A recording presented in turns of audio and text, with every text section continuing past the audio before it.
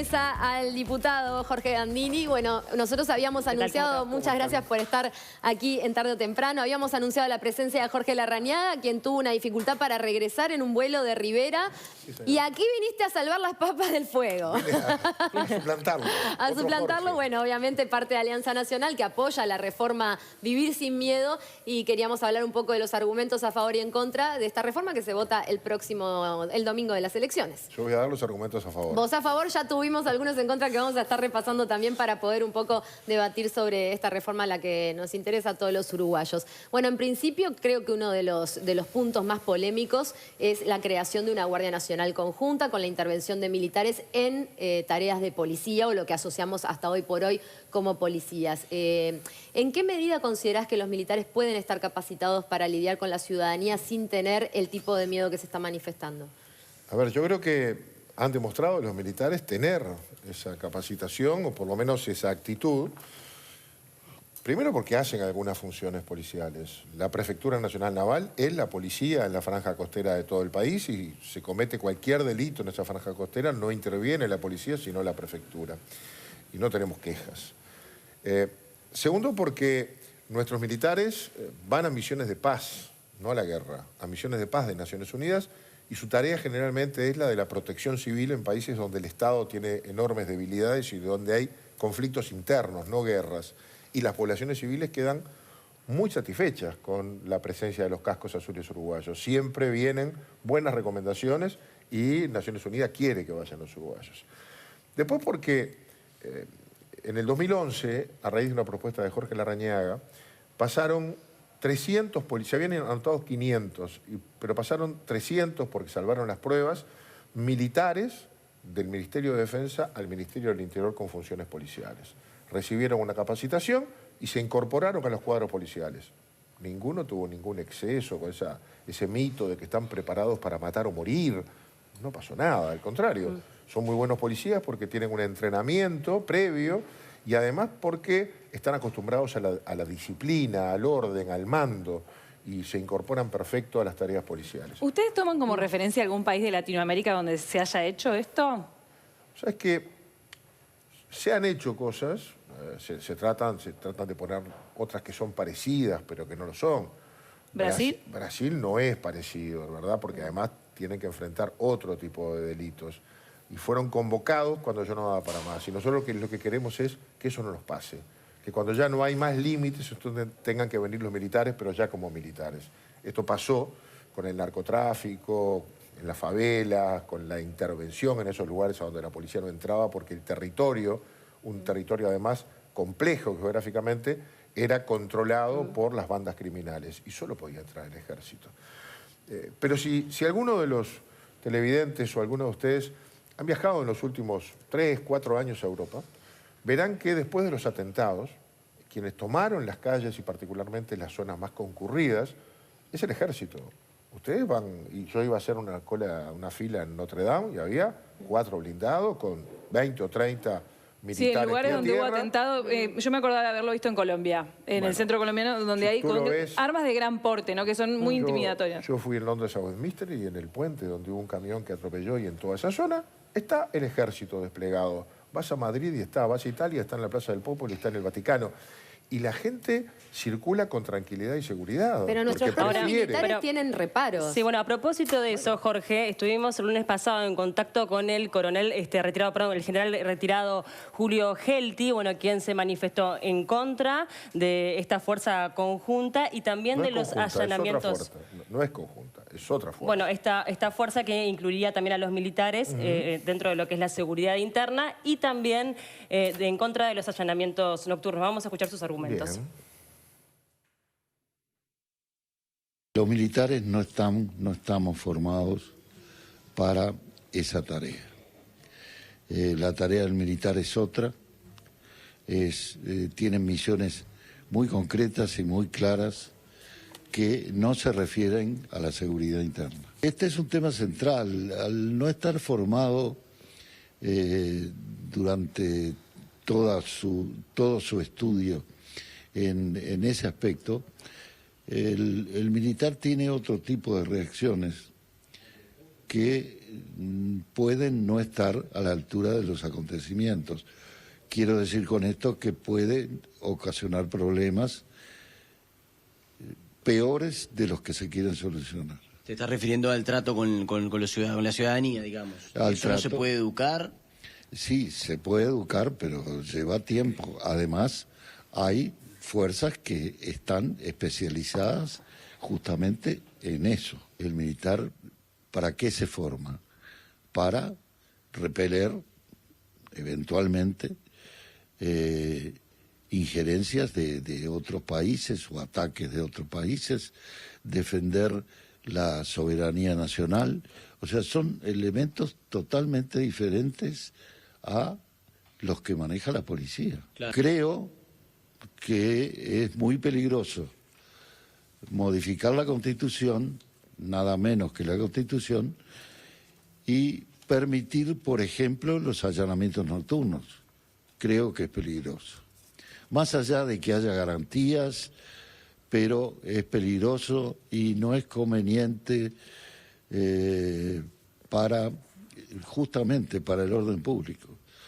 Yo creo que no conducen a las intenciones que estoy seguro que tienen los que proponen la reforma. Bueno, ahí teníamos un poco la opinión de un general retirado, pero también otros integrantes de las Fuerzas Armadas se han manifestado. Tampoco los partidos de oposición han apoyado esta reforma. ¿Qué es lo que pasa? Que ha tenido poco apoyo, si bien las encuestas entre la población le dan un gran apoyo, pero a nivel político no ha logrado este apoyo ni siquiera unánime del Partido Nacional. Vamos por partes. Este es un instituto excepcional dentro de un régimen en el que vivimos de democracia representativa. La gente elige a sus representantes, al presidente, a los parlamentarios, y delega en ellos la representación para gobernar, para hacer las leyes. Pero tiene dos excepciones, el referéndum y el plebiscito, donde la democracia representativa queda de lado y el ciudadano en modo directo toma la decisión de derogar una ley o de cambiar la Constitución. Y lo que ha pasado es que ningún partido y ningún sector de nuestro partido creyó en esto de arranque. Y estuvimos solos. No nos acompañaron otros sectores del sistema político ni organizaciones sociales. Pensaban que íbamos a tener un rotundo fracaso. Pero en lugar de 270.000 firmas, juntamos 407.000 en poco tiempo, solo nosotros. Parece que sintonizamos bien con lo que la gente quería, que la gente nos dice, hagan algo. Y estas propuestas a la gente le cayeron bien. Luego empezó esta etapa, se habilitó el plebiscito y empezamos a trabajar por él. Y cuando salieron las listas, nosotros nos hicimos cargo de la reforma y encartamos dentro de todas nuestras listas un sí a la reforma. No sale una lista 2004 si no tiene el sí a la reforma. Los demás no. Pero a los pocos días nos empezaron a pedir papeletas. Y distribuimos 3-4 millones de papeletas entre distintos grupos políticos de todo el país. Claro, se nos acabaron. Entonces, estos grupos políticos se fueron a la imprenta e imprimieron sus propias papeletas con el archivo que teníamos nosotros. Y ahora todos te dan la lista dentro del Partido Nacional, al menos todas las listas, aunque los demás líderes sectoriales dicen que no van a votarlo, pero todas las listas salen con la papeleta. También de Cabildo Abierto, también del Partido Colorado se pronunció. Sanguinetti estaba en contra, pero se pronunció a favor del soberano. Pero dice que no está del todo convencido. Dijo que lo está viendo con diferentes ojos. No dijo ya que está a favor. Pero lo bautizó, porque en la reunión a la que yo fui, estaban repartiendo las papeletas. Vos hiciste como un bautismo. Estuvo hablando Gandini en un acto del Partido Colorado el domingo por la noche, en un bar de Positos. Ahora algo sí que ya hice inédito, ¿verdad? Ahora, pero sería importante... Pero para terminar este razonamiento, ¿qué pasó con la reforma? Que la reforma pasó a ser de la gente. Y la gente le pide a sus dirigentes de confianza que le den la papeleta. Y los dirigentes no quieren perder ningún voto a su lista por no tener la papeleta. Entonces empezaron a ir atrás de la gente. La gente va adelante. La gente quiere la reforma. Así que, a tu pregunta, arrancamos solos, pero terminamos muy bien acompañados. ¿Pero sería importante que la fórmula del Partido Nacional apoye públicamente esta reforma? No necesariamente, porque esta es una reforma, es un ejercicio directo del soberano. La gente puede votar al que quiera para presidente, para diputado, para senador, pero toma la decisión si quiere que la Constitución recoja estas 4 propuestas. Una de ellas es la que hablábamos recién. Nosotros no le pedimos a los demás que se pronuncien, pero de hecho las bases de esos dirigentes políticos ya se pronunció, porque todos reparten con la papeleta adentro. Pero Manini porque no la se gente manifestó en contra. También, pero también hay una encuesta que dice que el electorado más propenso a votar el sí de la reforma es el electorado de Manini Ríos. ¿Sabe que hoy Larrañaga tuiteó acerca de una ley que fue aprobada hace un año, parece que se cumple un año, de la ley 19.677, que establece las Fuerzas Armadas para la frontera, Sí, para por eso ser guardia de frontera? Le quería contestar al general retirado. Pero, Sí, ahí estamos compartiendo, estamos compartiendo el tuit de Jorge Larrañaga de la creación de esta ley que no ha sido reglamentada, por lo cual no está todavía implementado y quiere contestarle a Jalti. Que los militares, según dice este señor que se ve que fue activo hace muchos años, capaz que incluso durante los años de la dictadura y quedan atrapados como muchos otros vinculando una cosa a la otra. Hoy las Fuerzas Armadas viven en un Estado de Derecho sometidos a la normativa que dice que el comandante jefe es el presidente de la República y a esa orden están sometidos. De hecho, han hecho tareas de limpieza, tareas de salvataje en inundaciones. También los hemos visto trabajando con la sociedad civil. Pero hace un año el Poder Ejecutivo nos envió un proyecto de ley que aprobamos en las dos cámaras por unanimidad, o mejor dicho, en el Senado con el voto en contra de la senadora Constanza Moreira, nada más. Todo lo demás a favor. ¿Qué dice ese proyecto?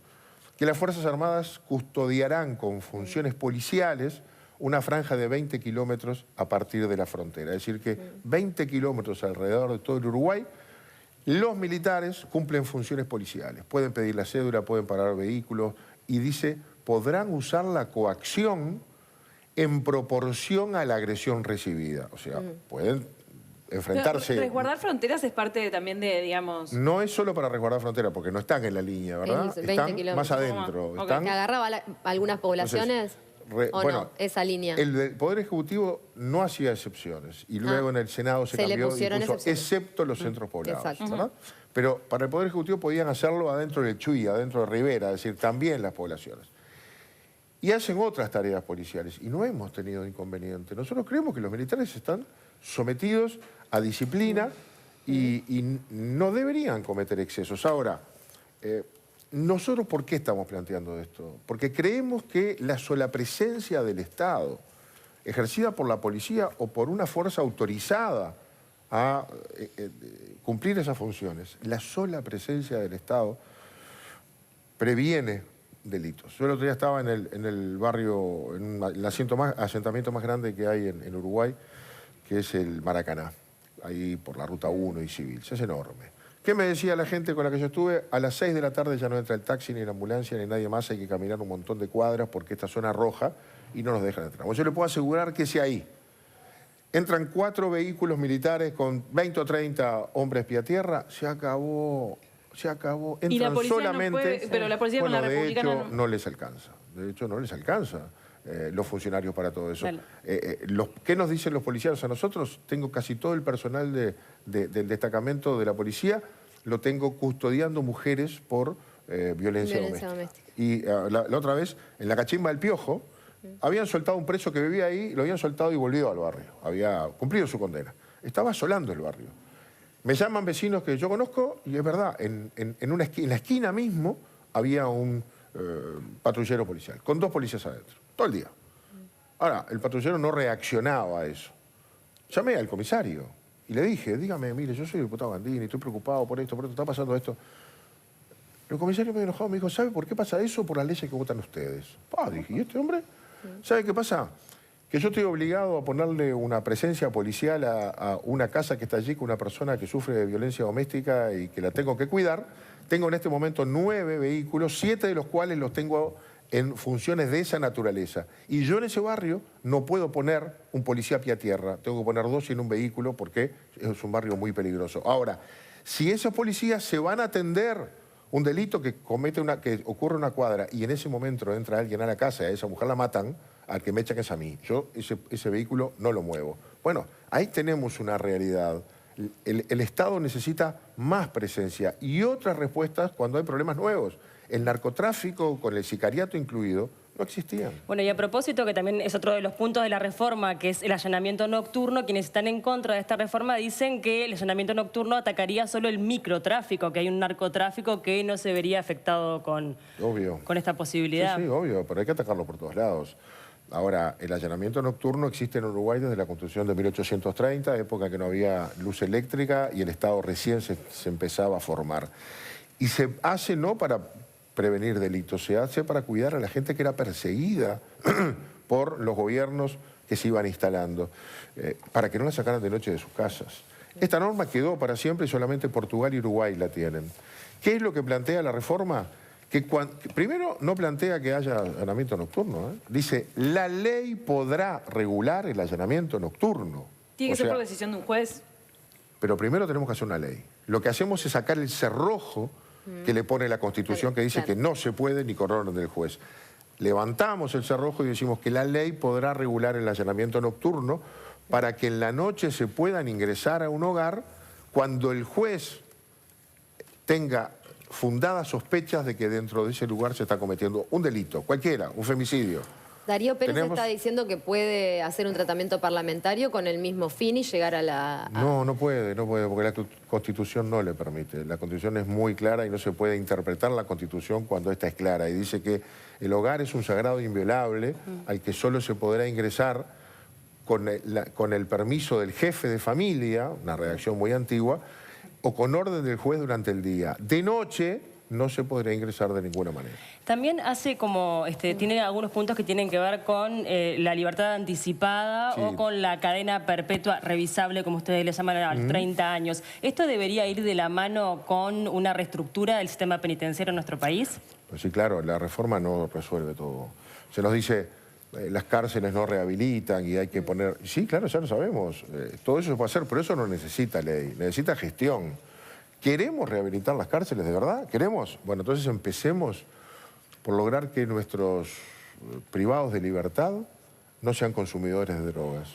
Ahora, las cárceles son el lugar de mayor venta de droga del país. ¿Cómo entran? No me preguntes. Pero hoy hay un dato real y es que tenemos una superpoblación, hay 11.000 presos, no da abasto el sistema carcelario y existen reducción de penas, libertades anticipadas. Entonces, ¿está el dinero estatal para hacer ese tipo de reforma del sistema carcelario que soporte esta reforma? ¿Y qué iba antes? Esta reforma no tiene costos. Hay estas dos que hablábamos recién son de aplicación por el Poder Judicial. No, pero en el sentido de que si se aplica en la no reducción de penas más casos de cadena perpetua revisable, se supone que va a haber más gente en las cárceles. Que va a permanecer más gente. Los delincuentes van a estar de determinados delitos graves y gravísimos van a permanecer antes. Y yo no sé si hay plata, pero la gente nos pide eso.